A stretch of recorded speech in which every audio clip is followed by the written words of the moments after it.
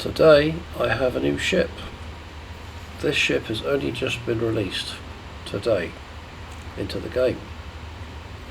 It's called the Panther Clipper Mk II, and it is the biggest ship, or biggest non-capital ship ever released in this game. It's a bulk hauler.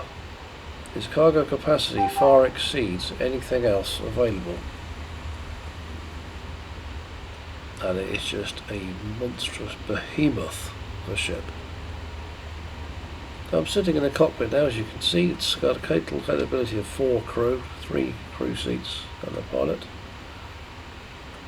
and it's quite different to anything else that's gone before. Got a bit of a Space 1999 vibe about it, I'd say. Let's take a look at the outfitting. As you can see, this version is a early access pre-build. This is how it's come. You have to pay real money for these ones. They spend 3 months in early access and then they get released into the game to buy for credits. We've got multi-cannons and pulse lasers all over this vessel.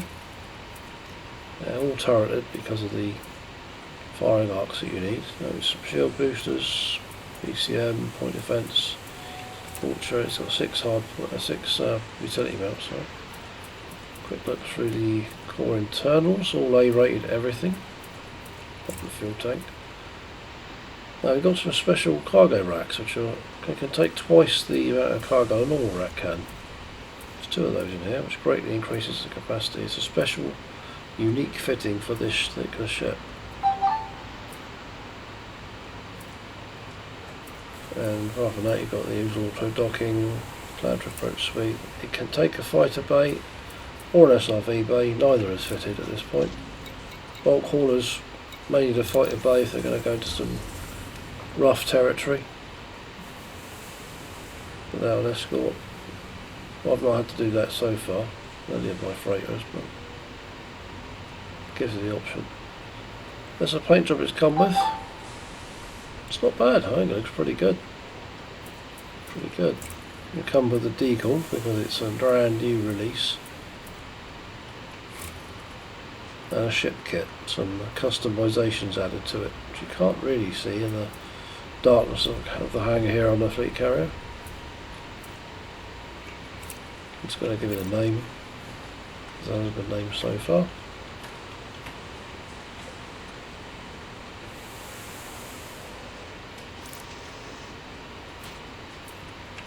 Now that's on. Now we just got to do the identification plates. Obviously without a name, not much point to display anything. That looks good. We can see that clearly against the background. Same on the other side.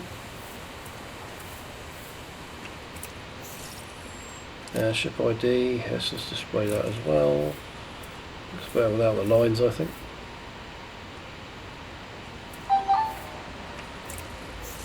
Do that. Then we can have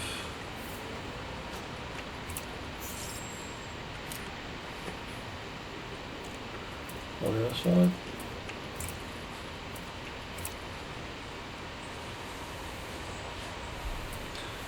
Bobbleheads, cockpit decorations. This one's free, the others you have to pay for, and I'm not really all that fan of them. Some pilots have their names spelt out across the front of the dash, usually for videos and views, but different positions you can place them. Some have Christmas lights strung up around the cockpit. Wrong time of year for that though. I think we'll put one there. If it's in the way, I'll just get it moved. Right. That's the initial customisation. Let's get out and have a look around the outside. Now in a fleet carrier hangar it is a little bit dark. Well, not normally this dark, but this thing is... No gravity. Magnetic contact active. This ship is so big it blocks out the light from what little illumination there is above. I will go up on the flight deck in a little bit and have a look at it in a bit more light, but I want to have a look around here in the hangar first. Like, I can't even see the carrier name at the front of the front bulkhead because there's so little light shining down from here. This vessel is absolutely massive, even bigger than a Type 9. Unless you can look at the landing gear. It is colossal. Even the thrusters power a Saturn V rocket. Look at them. They're like space shuttle engines for thrusters. That's just manoeuvring thrusters. These are one of the main engines anyway. Well, yeah. Recognise these? Look at any 20th century Earth rocket. The most they ever had was like 5 of those. I didn't even count them anywhere. They're in just one cluster. And there's 4 clusters per engine. Gives you an idea just how big this ship is.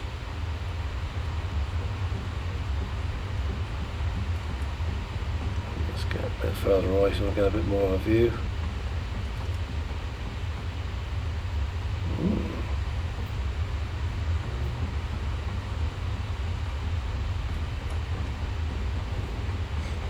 This is a large pad and a large hangar, and it just about fits in here.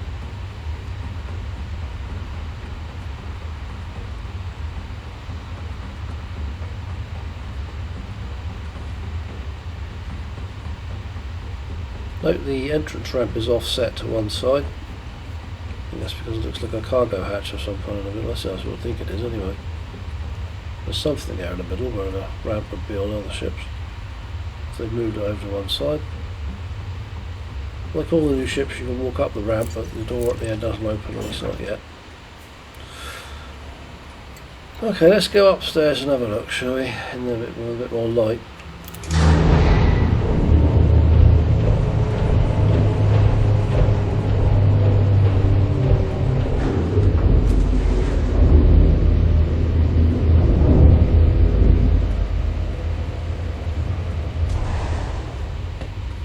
Use external camera view to get a look once I've had a look around the cockpit. Get a bit more light to see what's there.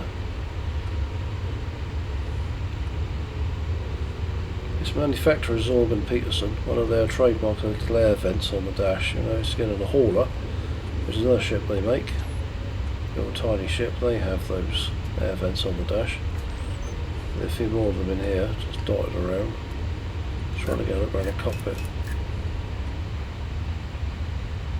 There's so much space in here, it's just crazy.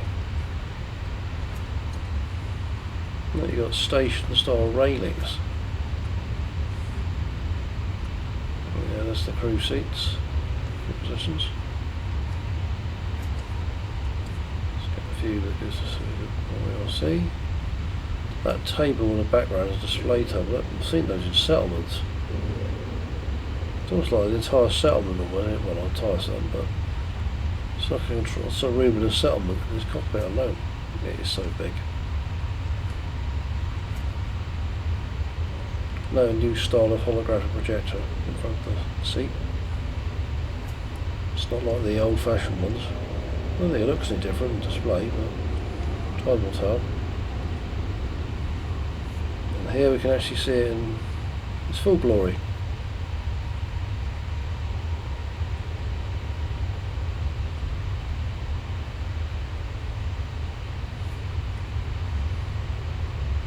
Yep. Tastefully adorned with the stickers.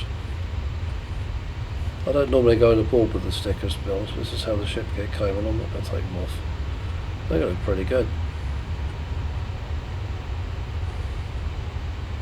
The Panther Clipper Mk II Owners Club, newly created for the launch of this new ship.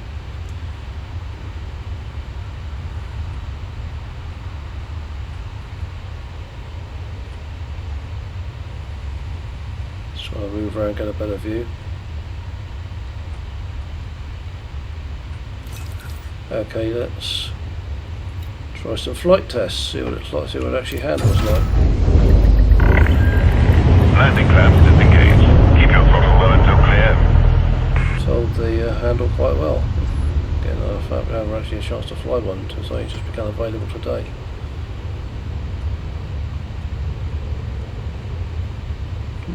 Trying to get a view, we can see a bit more of the landing gear. When the gear is retracted, quite a lot moves.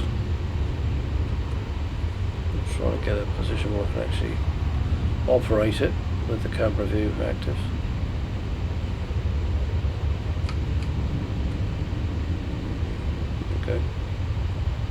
Note the rear engine nacelles rise up out of the jet wash of the forward engines.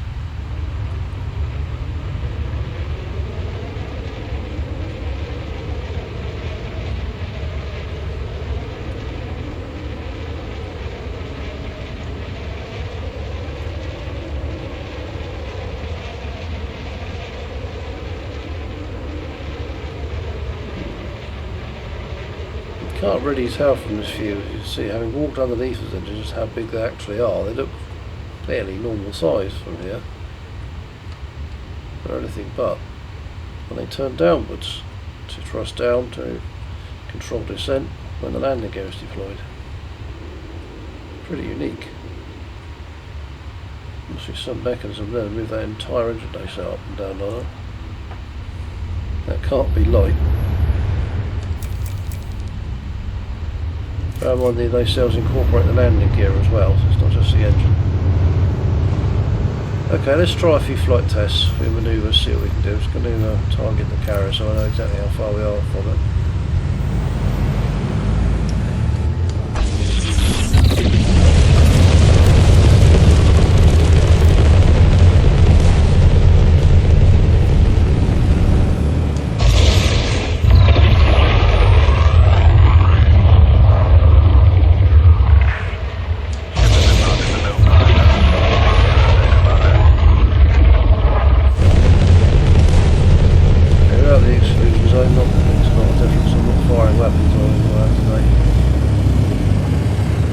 Weapons on one of these is purely for defensive purposes. Although, it might be interesting to try some offensive operations in one of these.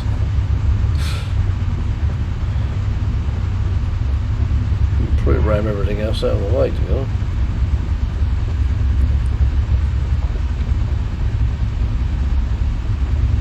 Let's try a loop-the-loop test. See how fast it can pitch. Try a roll test. How fast can it roll? Not very quickly. Large ships are not particularly agile anyway compared to smaller, lighter vessels. This is actually a lot better than most, despite being bigger. It certainly does some clever engineering on this. Try to push the turn,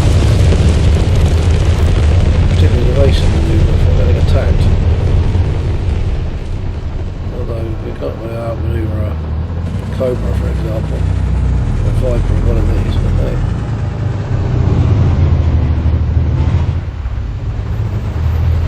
Super armour upgrades, you wouldn't have to.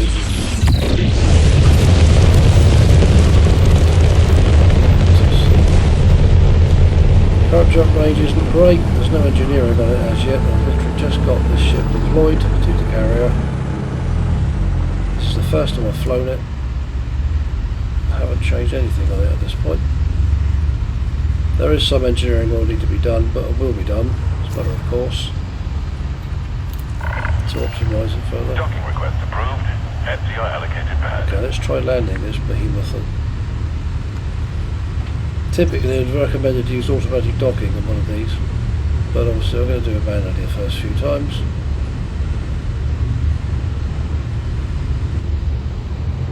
In normal freight hauling service, automated docking is more common. It reduces pilot fatigue, reduces time, improves reliability and safety, less wear on the ship, etc. 2,000 meters from touchdown. It's such an immense ship, it does handle rather well, especially in close quarters.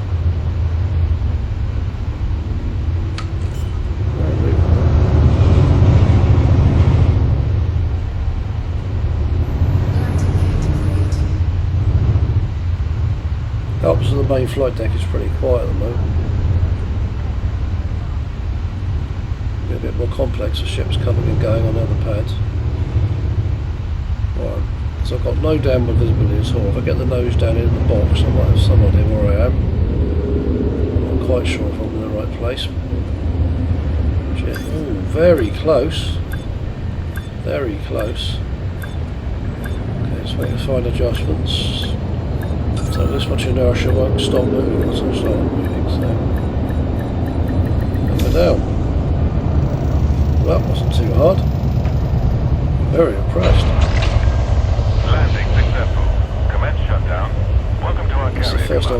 added one of these. It wasn't that hard to do. Have another look round. There it is.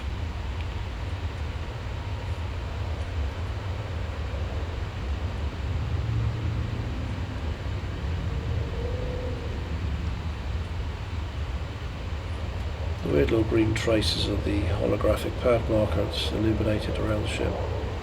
Can't see it too well close up. You can see the curve marker on the pad next door is illuminated. You can see it now because the ship has been marshalled into that pad. We'll get a close up look at the cockpit. There I am sitting at the controls. Well, now demo complete. The journey starts here.